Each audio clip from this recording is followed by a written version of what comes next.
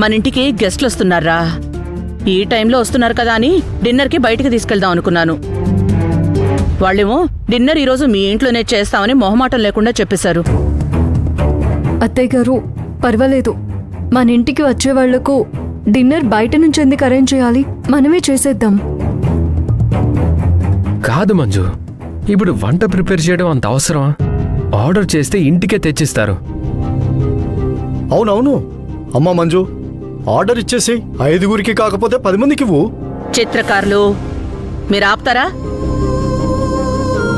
Order పెట్టే విషయం నాకు తెలీదా? సత్య, నేను ఆర్డర్ ఇద్దామనుకున్నా మంజు ఒప్పుకోదు. నా కోడలికి వంట కూడా రాదు అన్నమాట ఎవరు నాతో అన్నా నేను ఒప్పుకోను. సరే అమ్మా, మీ ఇష్టం.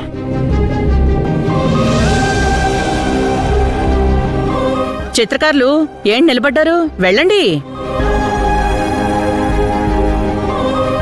మంజు, నువ్వు చేస్తావా లేక మన మధ్య ఛాలెంజ్ ఉంది కదా, చెయ్యలేకపోయానని ఒప్పేసుకుంటావా? అదేం లేదత్తయ్య, నేను ప్రిపేర్ చేస్తాను. మరైతే కిచెన్లోకి వెళ్ళు.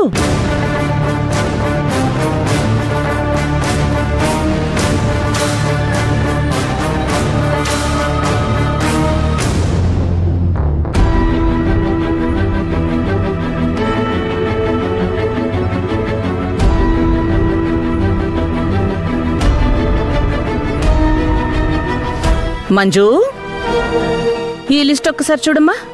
ఏంటత్తయ్య ఇది? నువ్వు తయారు చేయాల్సిన వంటలు ఒకసారి చదువు. చికెన్ బిర్యానీ, చికెన్ ఫ్రై, చేపల పులుసు, మటన్ కర్రీ, బొమ్మిడాయల పులుసు. ఇన్ని కూరలా? నువ్వేం కంగారు పడాల్సిన పనిలేదు. కావలసినవన్నీ తెచ్చిపెట్టాను, నువ్వు తయారు చేస్తే చాలు.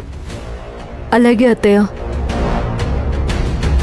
అసలు ఈ గెస్ట్లు ఎవరు, ఎందుకు వస్తున్నారు? మీకెందుకండి, మీరు కాసేపు మాట్లాడకుండా ఉంటారా?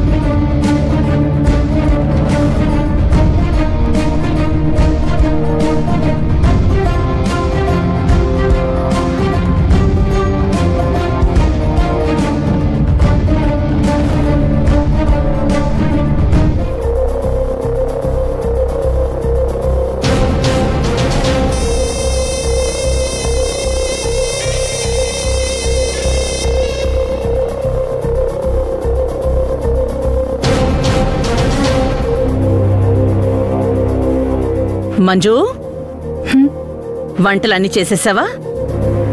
అన్నీ ఏర్పాటు చేశాను అత్తయ్య. చెప్పడం మర్చిపోయాను మంజు, ఆ వచ్చిన వాళ్లలో ఒక ఆవిడ టిఫిన్ చేస్తుందంట. వీళ్ళు కూడా సరిగ్గా ముందు చెప్పరు. కొంచెం చపాతీలు చేసేయ్. అలాగే అత్తయ్య, నేను చేస్తాను. చపాతీ పిండి తీసుకొస్తాను.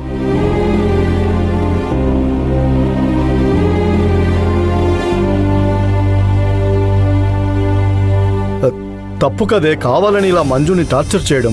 అవునండి, ఇంటి కోడలు కదా, అన్నీ చెయ్యాలి. తను చేస్తుంది, మీకేంటి బాధ? పదండి.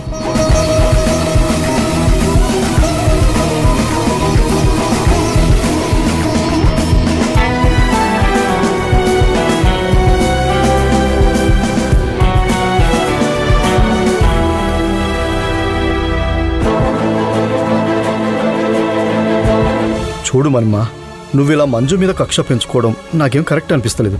ఎందుకంటే అత్తయ్య, టిఫిన్ చేసి పెట్టాను. నాకు మీ మావయ్య గారికి టాబ్లెట్లన్నీ రెడీగా ఉన్నాయా? ఉన్నాయి అత్తయ్య. మామయ్య గారివి అయిపోతే మార్నింగే తెప్పించాను.